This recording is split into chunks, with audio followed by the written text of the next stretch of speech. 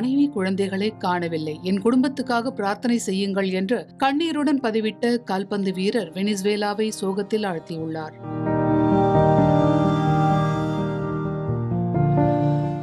வெனிசுவேலாவில் கடந்த 24ஆம் தேதி கடுமையான நிலநடுக்கம் ஏற்பட்டது. 7.2 மற்றும் 7.5 ரிக்டர் அளவுகளில் பதிவான இரட்டை நிலநடுக்கத்தால் எண்ணற்ற கட்டிடங்கள் இடிந்து தரைமட்டமாகின. தலைநகர் கேரகஸ் மற்றும் கடலோர நகரமான லா குவைரா ஆகிய நகரங்களில் கடுமையான சேதங்கள் ஏற்பட்டுள்ளன. இதுவரை 1400க்கும் அதிகமானோர் உயிரிழந்ததாக தெரிவிக்கப்பட்டுள்ளது. இந்நிலையில் இந்த எண்ணிக்கை மேலும் அதிகரிக்கும் என்று அஞ்சப்படுகிறது.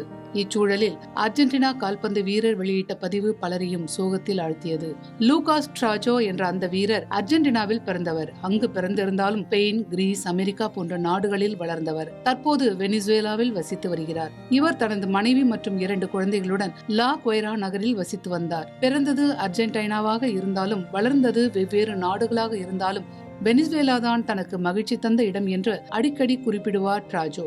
அதற்கேற்ப இவர் தனது குழந்தைகளுடன் மகிழ்ச்சியாக இருக்கும் காட்சிகளை அவ்வப்போது சமூக ஊடகங்களில் பதிவிட்டு வருவார். கிளப் போட்டிகளில் விளையாடுவதற்காக பயிற்சிக்காக கேரகஸ் சென்றிருந்த நிலையில்தான் கடந்த 24ஆம் தேதி கடுமையான நிலநடுக்கம் ஏற்பட்டது.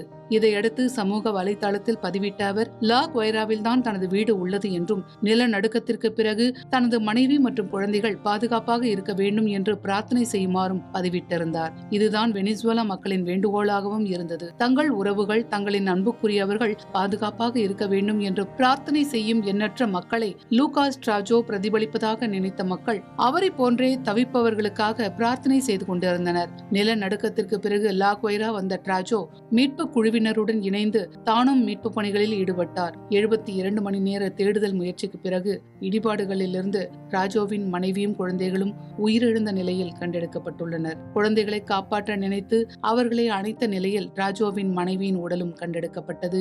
அனைவரையும் உலுக்கியுள்ளது. ராஜோவின் இழப்புக்கு பலரும் இரங்கல் தெரிவித்து பதிவிட்டு வருகிறார்கள்.